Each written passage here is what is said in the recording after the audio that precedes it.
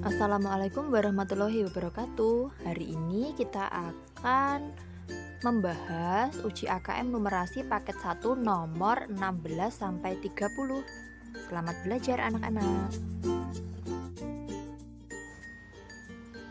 Baiklah, langsung saja kita ke soal nomor 16.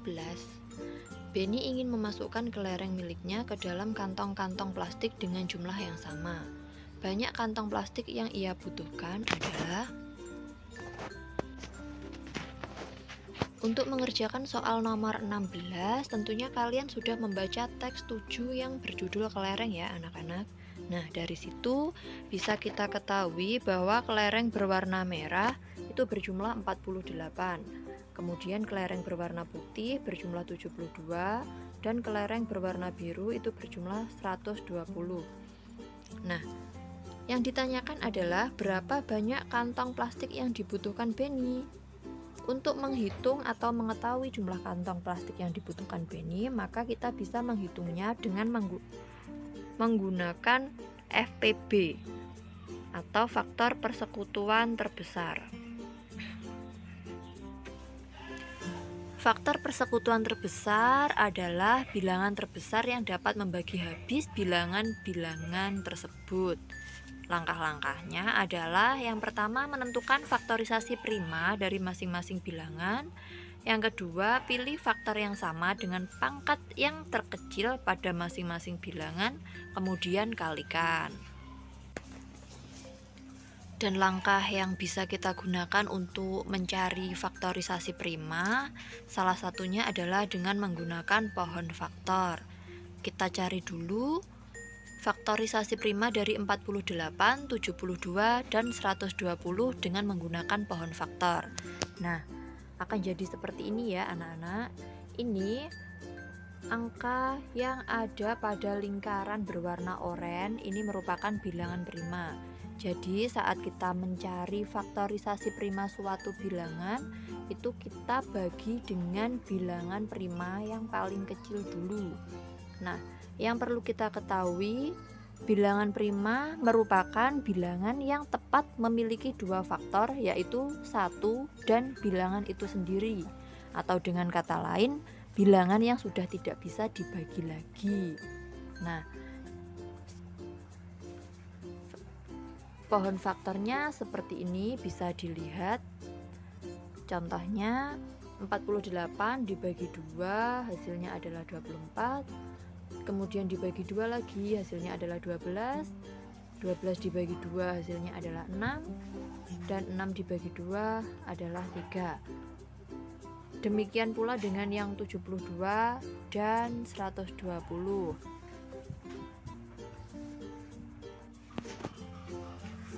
Setelah kita mencari menggunakan pohon faktor, maka kita dapat menuliskan faktorisasi prima dari 48, 72, dan 120. Faktorisasi prima dari 48 adalah 2 pangkat 4 dikali 3. Faktorisasi prima dari 72 adalah 2 pangkat 3 kali 3 pangkat 2. Dan faktorisasi prima dari 120 adalah 2 pangkat 3 kali 3 kali 5. Setelah kita menentukan faktorisasi prima, baru kita cari faktor yang sama dengan pangkat terkecil dari faktor-faktor pada bilangan tersebut, sehingga dapat ditemukan bahwa faktor yang sama dengan pangkat terkecilnya adalah 2 pangkat 3 dikali dengan 3, atau dapat kita tulis sebagai berikut ini.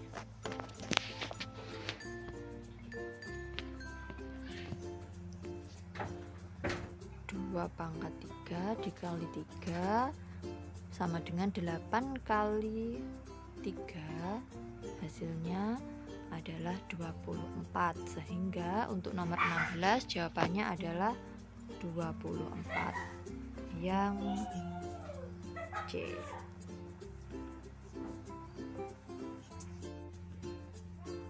Soal nomor 17. Benny ingin memasukkan kelereng-kelereng tersebut ke dalam kantong plastik dengan jumlah yang sama banyak. Tentukan benar atau salah dari pernyataan-pernyataan berikut. Berilah tanda centang pada kolom yang tersedia. Nah, untuk mengerjakan soal nomor 17 ini, maka kita harus mencari jumlah masing-masing kelereng pada setiap kantong plastik. Caranya silahkan perhatikan cara berikut ini. Karena soal pada nomor 17 ini berkaitan dengan soal nomor 16, maka kita dapat menuliskan diketahui kelereng merah 48, kelereng putih 72, dan kelereng warna biru adalah 120. Nah, pada soal nomor 16 tadi kita juga sudah menghitung banyaknya kantong plastik yang diperlukan adalah 24 kantong plastik. Nah, setelah itu kita bisa menghitung jumlah masing-masing kelereng pada setiap kantong plastik. Yang pertama adalah kelereng warna merah. Karena diketahui ini kelereng warna merahnya 48, maka 48 kita bagi dengan banyaknya kantong plastik, yaitu 24. Jadi 48 dibagi 24 hasilnya adalah 2.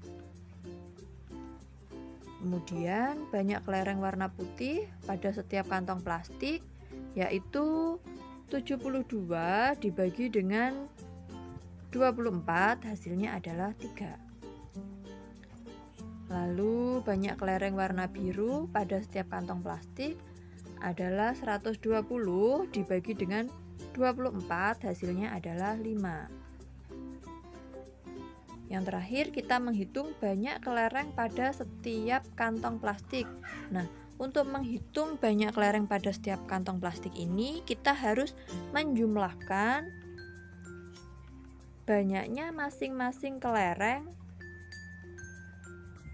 yang akan kita masukkan ke dalam setiap kantong plastik itu, yaitu 2 kelereng merah ditambah 3 kelereng putih, kemudian ditambah lagi 5 kelereng biru yang hasilnya menjadi 10 kelereng. Jadi masing-masing kantong plastik itu terdapat 10 kelereng.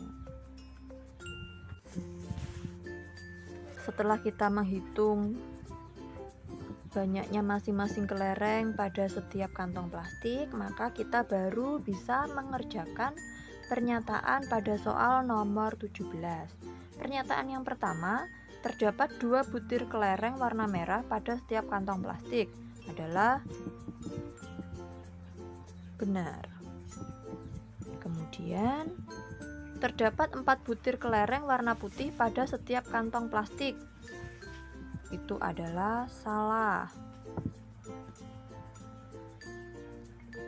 Lalu terdapat 5 butir kelereng warna biru pada setiap kantong plastik. Jawabannya adalah benar. Dan pernyataan yang terakhir, terdapat 24 butir kelereng pada setiap kantong plastik. Itu adalah salah, karena tadi sesuai dengan yang kita hitung terdapat 10 butir kelereng pada setiap kantong plastik. Baiklah, sebelum kita memasuki soal nomor 18, perhatikan bacaan teks 8 yang berjudul Tangram di bawah ini. Nah, tangram merupakan sebuah permainan teka-teki yang terdiri dari beberapa keping bangun datar yang disatukan sehingga membentuk pola tertentu. Permainan ini dapat digunakan sebagai media belajar anak seperti yang dilakukan oleh Feni saat ini. Feni mencoba membuat bentuk rumah dengan beberapa bangun datar seperti berikut. Ini merupakan Tangram atau rumah-rumahan yang dibuat oleh Fanny. Tangram atau rumah-rumahan Fanny terdiri dari beberapa bentuk bangun datar. Kita masuk ke soal nomor 18. Manakah pernyataan berikut yang benar berdasarkan susunan Tangram Fanny di atas? Pilihan jawaban dapat lebih dari satu ya anak-anak, karena ini merupakan kotak centang. Baiklah, mari kita bahas satu persatu pernyataan tersebut benar atau salah. Pernyataan yang pertama, bangun datar segi 4 yang digunakan Fanny adalah persegi dan persegi panjang. Ini salah. Pernyataan yang kedua, bangun datar segitiga yang digunakan Fanny adalah segitiga sama kaki dan segitiga siku-siku. Ini adalah benar. Segitiga sama kakinya itu yang ini,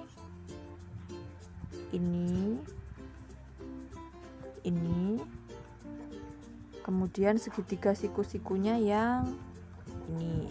Ini adalah segitiga siku-siku, jadi mereka itu ada segitiga siku-siku berwarna ungu dan merah muda. Jadi pernyataan yang kedua benar. Pernyataan yang ketiga, terdapat 2 segi 4 pada susunan Tangram. Itu adalah benar juga. Susunan segi 4-nya yang pertama adalah segi 4 yang berbentuk persegi, dan yang kedua adalah segi 4 yang berbentuk trapesium. Jadi pernyataan yang ketiga adalah benar.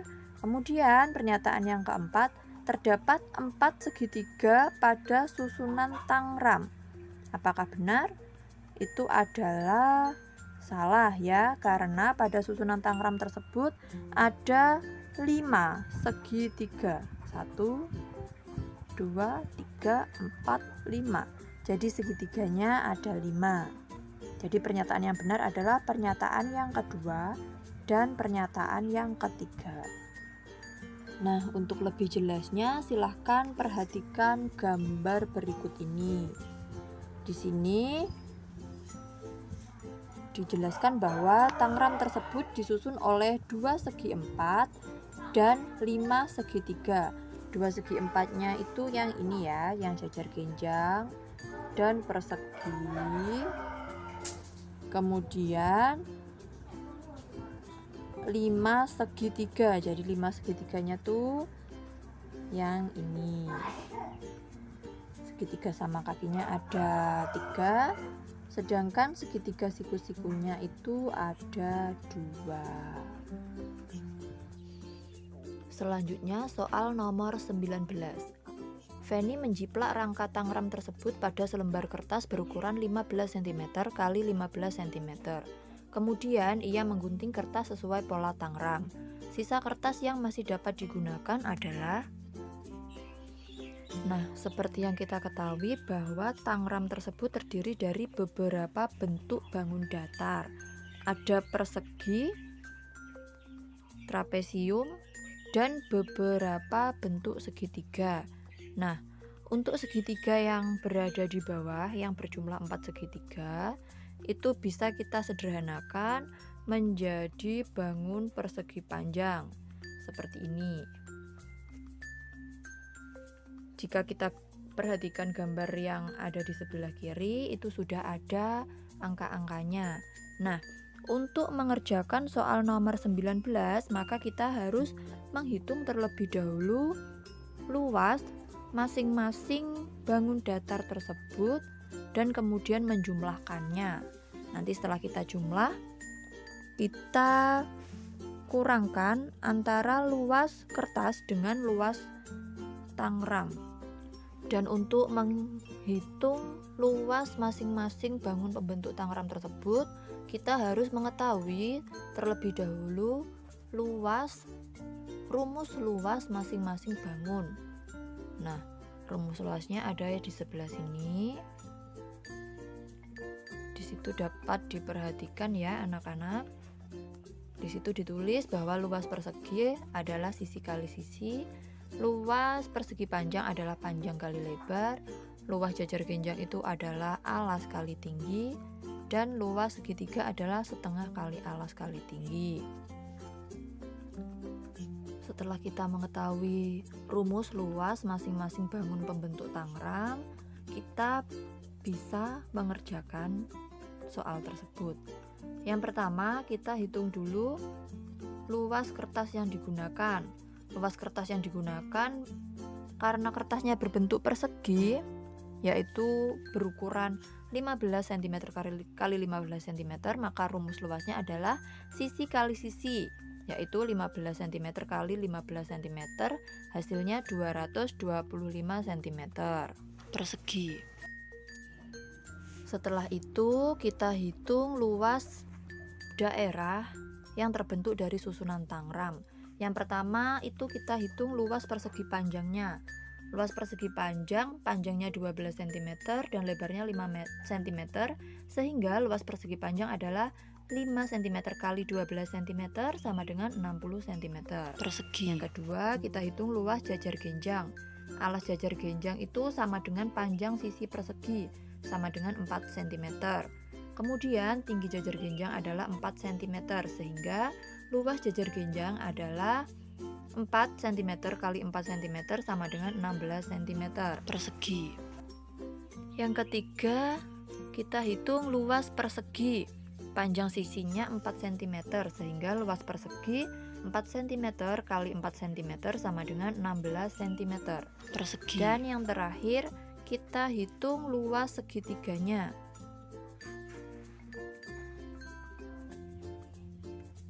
Luas segitiga di situ panjang garis yang merupakan gabungan antara alas jajar genjang dan segitiga sama dengan 2 ditambah 12 ditambah 2 cm sama dengan 16 cm.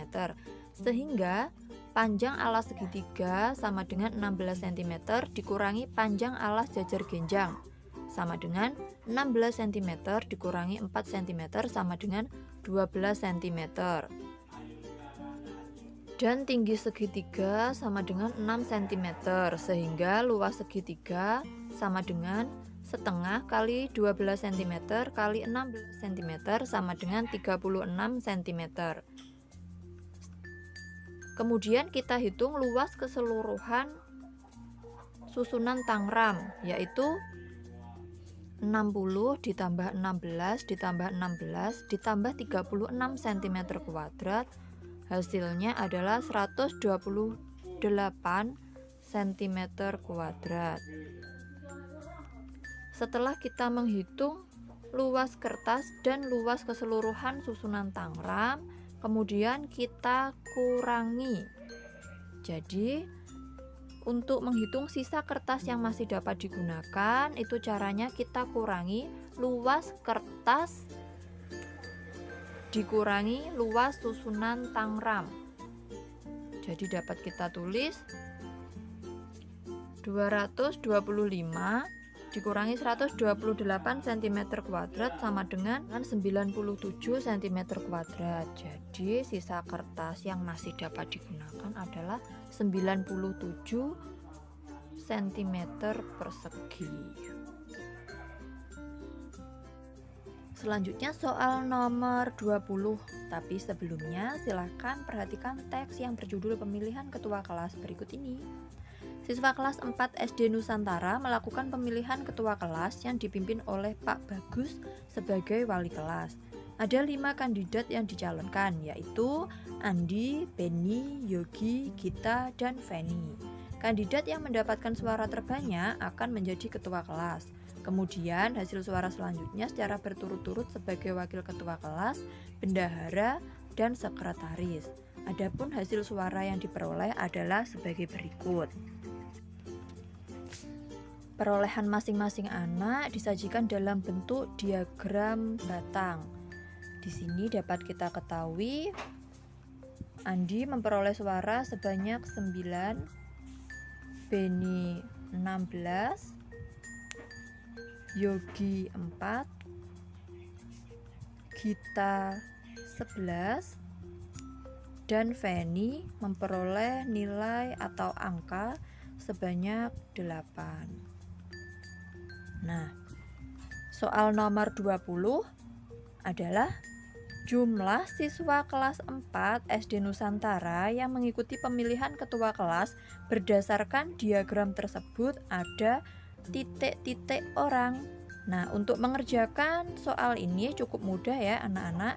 Jadi kita tinggal menjumlahkan saja siswa yang mengikuti pemilihan dengan cara menjumlahkan perolehan masing-masing siswa atau perolehan kelima siswa tersebut. Jadi tinggal kita jumlahkan seperti ini saja. 9 tambah 16 tambah 4 tambah 11 tambah 8 itu hasilnya adalah 48. Nah, jadi untuk nomor 20 jawabannya adalah 48 siswa.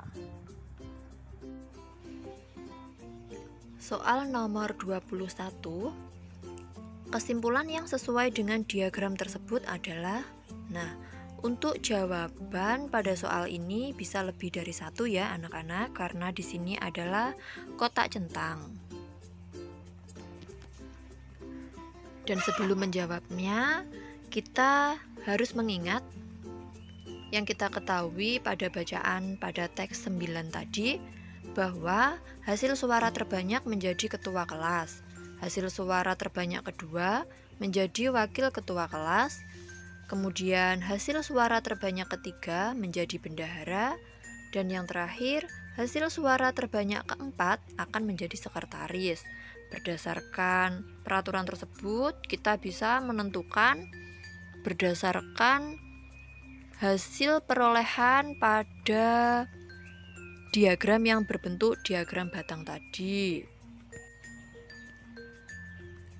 Diagram ini ya, diperhatikan lagi, baru kita bisa menjawabnya. Pernyataan yang pertama, Feni terpilih menjadi wakil ketua kelas. Ini adalah salah, karena Feni hanya memperoleh hasil 8. Andi terpilih menjadi bendahara.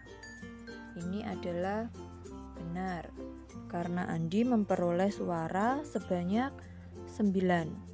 Jadi dia ada di urutan nomor 3. Gita terpilih menjadi sekretaris. Ini juga salah, karena Gita mendapat perolehan angka 11, jadi dia harusnya menjadi wakil ketua. Pernyataan yang keempat, Beni terpilih menjadi ketua kelas. Ini adalah benar, karena Beni memperoleh perolehan suara sebanyak 16 atau yang paling tinggi. Jadi jawabannya yang tepat adalah Andi terpilih menjadi bendahara dan Beni terpilih menjadi ketua kelas. Lanjut ke soal nomor 22. Tapi sebelumnya silakan simak teks 10 yang berjudul penilaian tengah semester berikut ini. Pak Heri membagikan laporan hasil penilaian tengah semester atau PTS pelajaran matematika kepada wali murid kelas 4. Pada laporan tersebut disebutkan bahwa nilai yang diperoleh siswa berkisar antara 50 sampai 80. Terdapat 2 siswa yang memperoleh nilai 50, 11 siswa yang memperoleh nilai 65, 10 siswa yang memperoleh nilai 70, 3 siswa yang memperoleh nilai 75, dan 6 siswa memperoleh nilai 80. Dan pertanyaan nomor 22 adalah, jika rata-rata nilai matematika kelas 4 adalah 69, maka siswa yang mendapatkan nilai di atas rata-rata adalah. Anak-anak, untuk memudahkan kita dalam mengerjakan soal nomor 22, kita harus menyajikan data pada bacaan teks 10 tadi dalam bentuk tabel seperti berikut ini, sehingga kita akan lebih mudah untuk mengidentifikasi atau menghitung jumlah siswa yang mendapatkan nilai di atas rata-rata. Berdasarkan bacaan tadi, dapat diketahui bahwa yang mendapatkan nilai 50 ada 2 anak, yang mendapatkan nilai 65 ada 11 anak, yang mendapatkan nilai 70 ada 10 anak, yang mendapatkan nilai 75 ada 3 anak, dan yang mendapatkan nilai 80 ada 6 anak. Nah, berdasarkan tabel tersebut, kita bisa menghitung nilai siswa yang mendapatkan nilai di atas rata-rata. Berdasarkan soal tadi, rata-ratanya adalah 69. Maka kita cari siswa yang nilainya di atas 69, yaitu ada yang dapat 70, 75, dan 80. Di sini yang mendapat nilai 70 ada 10 siswa. Kemudian yang mendapat nilai 75 ada 3 siswa. Dan yang mendapat nilai 80 ada 6 siswa. Sehingga kita tinggal menjumlahkan saja. Jumlahnya adalah 10 ditambah 3 ditambah 6 menjadi 19 siswa. Berdasarkan hasil penghitungan kita tadi, maka jawaban untuk soal nomor 22 adalah 19 ya. Jawabannya yang D. Soal nomor 23. Pernyataan di bawah ini yang benar berdasarkan teks tersebut adalah. Nah, seperti biasa ya anak-anak, kalian bisa memilih lebih dari satu jawaban karena ini adalah kotak centang. Karena soal ini berkaitan dengan soal yang sebelumnya, jadi silahkan perhatikan tabel berikut. Berdasarkan tabel tersebut, kita bisa mengetahui bahwa jumlah seluruh siswa ada 32 anak. Dan yang mendapatkan nilai di bawah rata-rata itu ada 13 anak, sedangkan yang mendapatkan nilai di atas rata-rata itu ada 19 anak. Nah, seperti yang kita ketahui sebelumnya bahwa nilai rata-ratanya adalah 69 ya anak-anak. Sedangkan untuk siswa atau nilai yang paling banyak diperoleh siswa itu adalah 65. Sebesar atau sebanyak 11 anak itu memperoleh nilai 65. Setelah memperhatikan tabel tadi, kita bisa menjawab soal nomor 23 ini. Pernyataan yang pertama, jumlah siswa kelas 4 ada 32 anak. Ini adalah benar ya anak-anak. Kemudian pernyataan yang kedua, 13 siswa kelas 4 memperoleh nilai di bawah rata-rata. Itu juga benar, tadi kita sudah sama-sama menghitungnya. Kemudian, nilai 70 merupakan nilai yang banyak diperoleh siswa kelas 4. Ini salah. Karena nilai yang paling banyak diperoleh siswa adalah nilai 65. Kemudian pernyataan yang keempat, setengah dari jumlah siswa kelas 4 memperoleh nilai di atas rata-rata. Itu juga salah karena yang mendapat nilai di atas rata-rata tadi ada 19 anak, jadi totalnya itu lebih dari setengahnya. Oke, kita lanjut ke soal nomor 24. Data nilai siswa kelas 4 pada teks di atas dapat disajikan dalam bentuk tabel maupun diagram batang. Berikut ini yang merupakan tabel dan diagram batang yang tepat untuk data hasil penilaian tengah semester pelajaran matematika kelas 4 adalah. Ini pilihan jawabannya dapat lebih dari satu. Soal ini juga berkaitan dengan soal yang sebelumnya. Nah, sebelumnya kita sudah pernah menyajikan data tersebut dalam bentuk tabel seperti ini ya anak-anak. Nah, tinggal diperhatikan saja tabelnya. Yang dapat nilai 50 ada 2 siswa, yang dapat nilai 65 ada 11 siswa, yang dapat 70 ada 10 siswa, Dan yang dapat 75 ada 3 siswa, dan yang dapat 80 ada 6 siswa. Berdasarkan tabel yang sudah kita buat sebelumnya, maka kita bisa langsung menentukan mana jawaban yang benar, yaitu jawaban yang ini ya anak-anak. Silahkan dicentang pada bukunya pada jawaban yang benar. Jawabannya yang benar yang ini dan ini, silahkan dicentang. Soal nomor 25 halaman 125. Pada putaran kedua, Andi meletakkan 4 balok yang bertuliskan bilangan prima, yakni 2, 3, 5, dan 7. Urutan pemainnya adalah Yogi, Beni, dan Wayan. Masing-masing pemain harus menyusun balok dengan bilangan yang tepat pada setiap barisan. Yogi menyusun balok pada barisan kedua, Beni pada barisan ketiga, dan Wayan pada barisan keempat.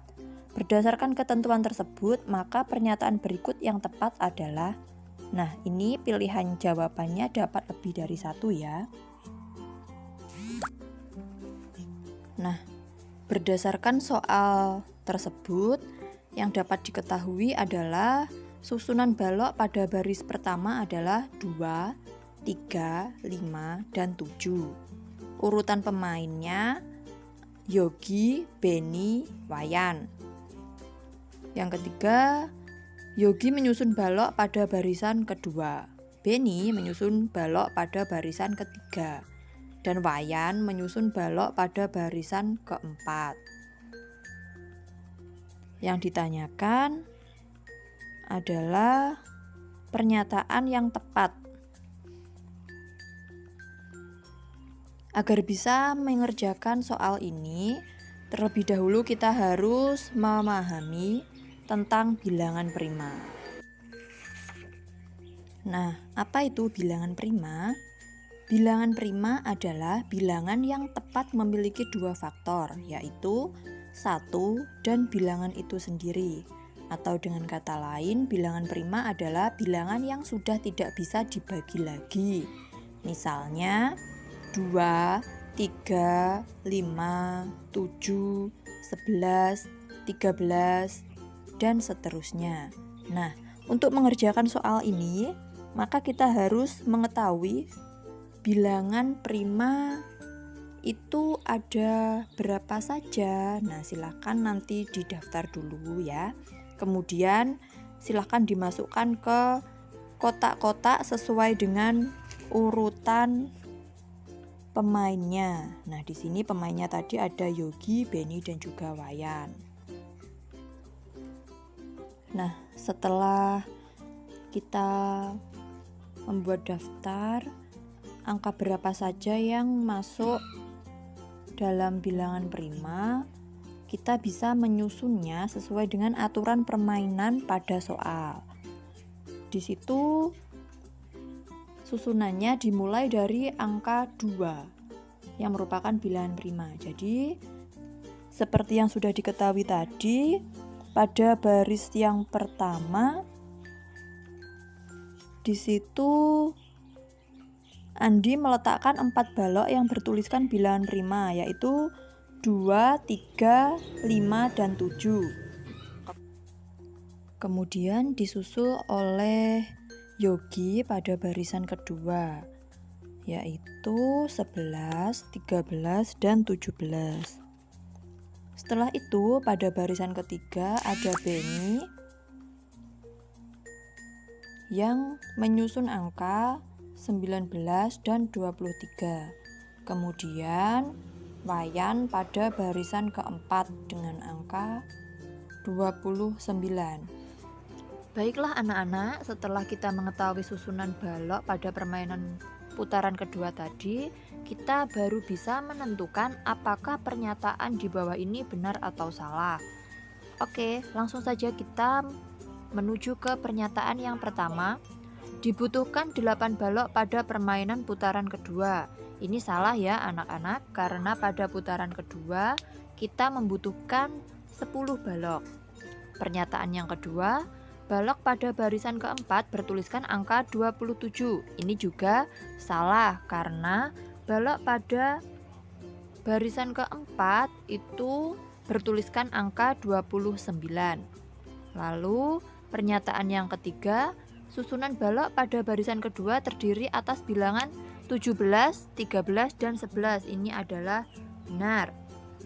Dan pernyataan yang keempat, susunan balok pada barisan ketiga terdiri atas bilangan 19 dan 23. Ini juga benar. Jadi yang diberi tanda centang yang pernyataan ketiga dan keempat ya anak-anak.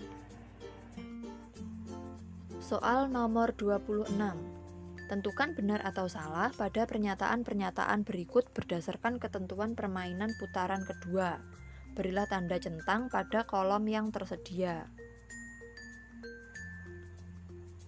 Nah, untuk menjawab soal nomor 26, sebelumnya saya sudah membacakan peraturan permainan pada soal nomor 25. Nah, itu peraturan permainannya sama ya anak-anak. Apabila kita gambar atau kita masukkan angka-angka ke dalam balok, akan menjadi seperti ini. Di situ dapat kita ketahui bahwa Wayan hanya menyusun satu balok pada permainan putaran kedua. Benny menempatkan 2 buah balok pada barisan ketiga. Yogi yang meletakkan balok bertuliskan angka 13, dan jumlah balok yang disusun Yogi, Wayan, dan Benny ada 6. Berdasarkan pernyataan tersebut, kita bisa menjawab soal nomor 26. Untuk pernyataan pertama, Wayan menyusun 2 buah balok pada permainan putaran kedua. Ini jawabannya salah ya anak-anak. Jadi ini jawabannya salah. Karena berdasarkan pernyataan tadi, Wayan hanya menyusun 1 buah balok saja. Pernyataan kedua, Benny menempatkan 3 buah balok pada barisan ketiga. Ini juga salah. Karena Benny hanya menempatkan 2 buah balok saja pada barisan ketiga, bukan 3 balok. Kemudian Yogi yang meletakkan balok bertuliskan angka 13 ini benar. Dan jumlah balok yang disusun Yogi, Wayan, dan Benny ada 6 buah. Ini juga benar. Selanjutnya soal nomor 27. Pada permainan putaran ketiga, Andi meletakkan 6 buah balok yang bertuliskan bilangan ganjil secara berurutan yang dimulai dari angka 5. Adapun urutan permainan sama persis dengan permainan putaran pertama. Berdasarkan ketentuan tersebut, manakah susunan balok yang benar? Nah, ini jawabannya lebih dari 1 ya anak-anak. Sebelum kita menjawab soal nomor 26, kita harus mengetahui peraturan pada permainan pertama, yaitu susunan balok pada barisan pertama adalah 6 balok yang berisi bilangan ganjil yang dimulai dari angka 5, yakni 5, 7, 9, 11, 13, dan 15. Kemudian urutan pemainnya adalah Benny, Wayan, dan Yogi. Berdasarkan aturan tersebut, maka diperoleh susunan balok seperti pada gambar ini ya anak-anak. Silahkan diperhatikan. Itu mulai dari baris pertama, baris kedua, baris ketiga, hingga baris ke-6. Silahkan diperhatikan.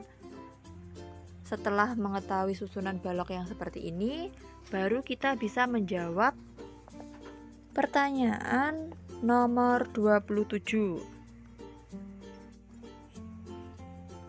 Berdasarkan susunan balok tadi, pada gambar tadi, kita dapat menentukan bahwa jawaban yang benar adalah yang ini dan ini. Sudah jelas ya anak-anak? Soal nomor 28.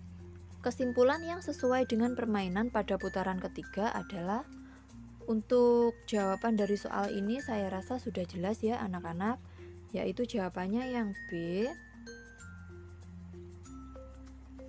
Jumlah balok yang disusun Beni, Wayan, dan Yogi adalah 15 buah. Hal ini bisa dibuktikan dari susunan balok-balok ini ya anak-anak. Jadi susunan balok yang disusun oleh Beni, Wayan, dan Yogi tadi ada 15, dimulai dari sini. 1, 2, 3, 4, 5, 6, 7, 8, 9, 10, 11, 12, 13, 14, 15. Seperti itu. Selanjutnya soal nomor 29. Sebelum mengerjakan soal nomor 29, tentunya kalian harus sudah membaca teks 12 yang berjudul Les Matematika. Kemudian baru kalian bisa mengerjakan soal nomor 29 tersebut. Pasangkan pertanyaan-pertanyaan berikut dengan jawaban yang tepat berdasarkan teks di atas.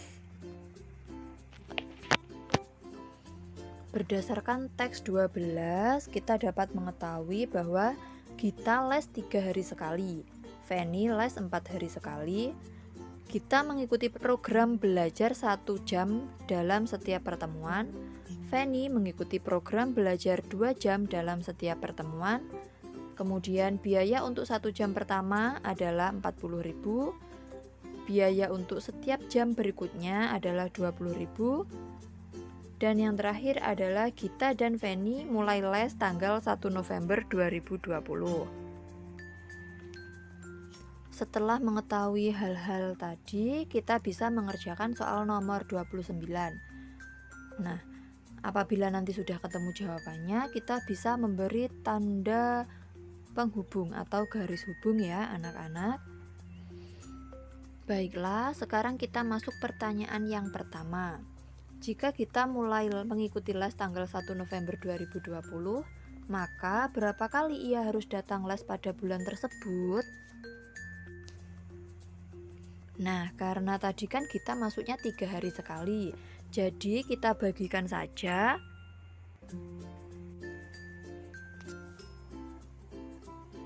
30 dibagi 3, maka hasilnya adalah 10.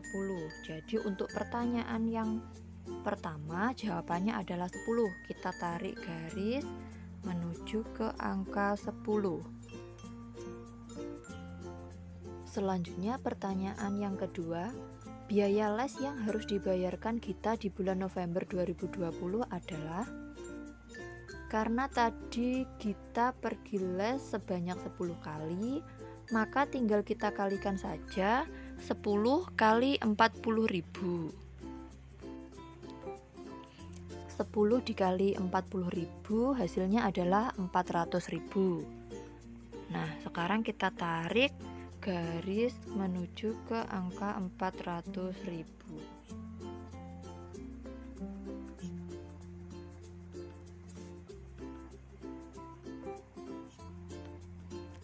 Selanjutnya pertanyaan nomor 3.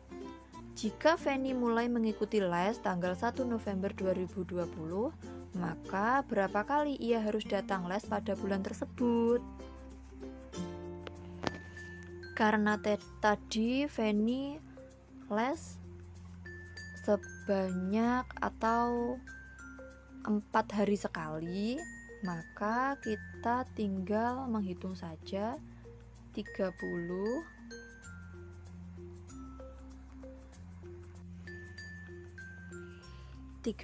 dibagi 4 hasilnya adalah 7,5. Karena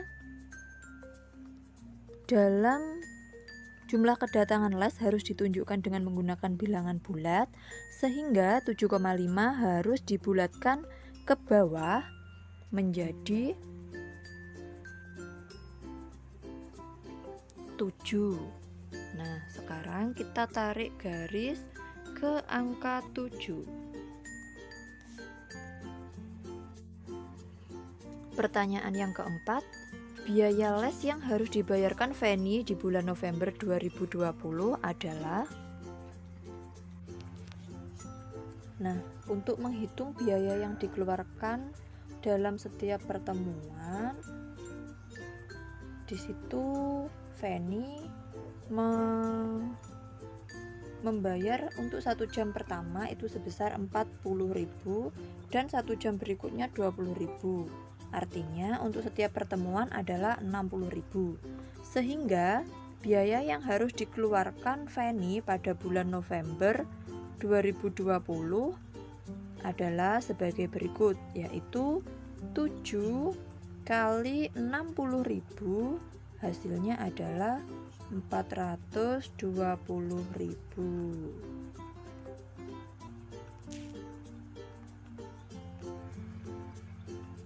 Maka kita tarik garis menuju ke angka 420.000.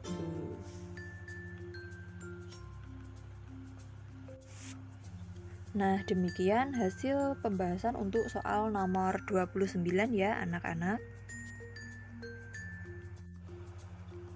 Baiklah anak-anak, kita memasuki soal yang terakhir, yaitu soal nomor 30.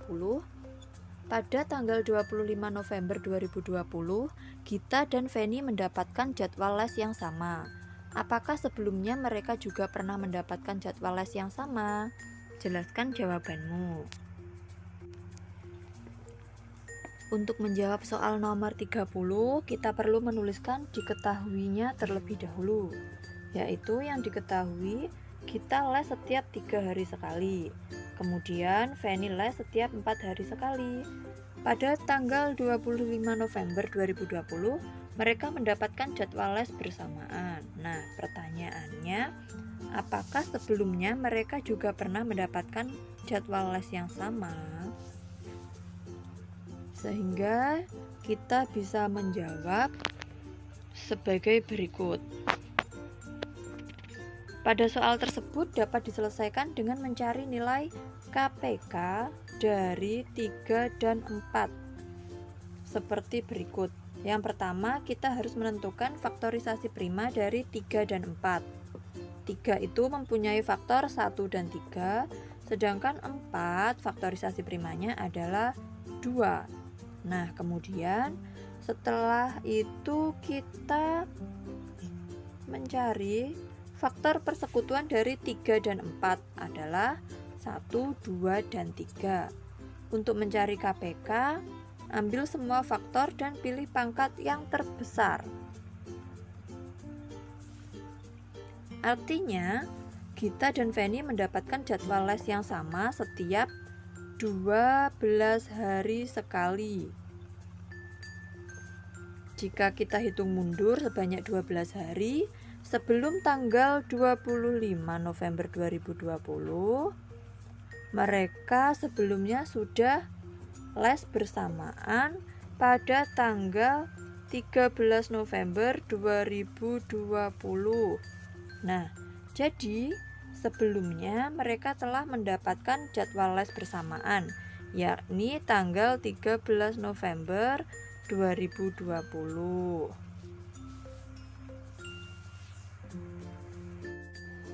Baiklah, sekian pembahasan kita kali ini. Semoga bermanfaat. Wassalamualaikum warahmatullahi wabarakatuh.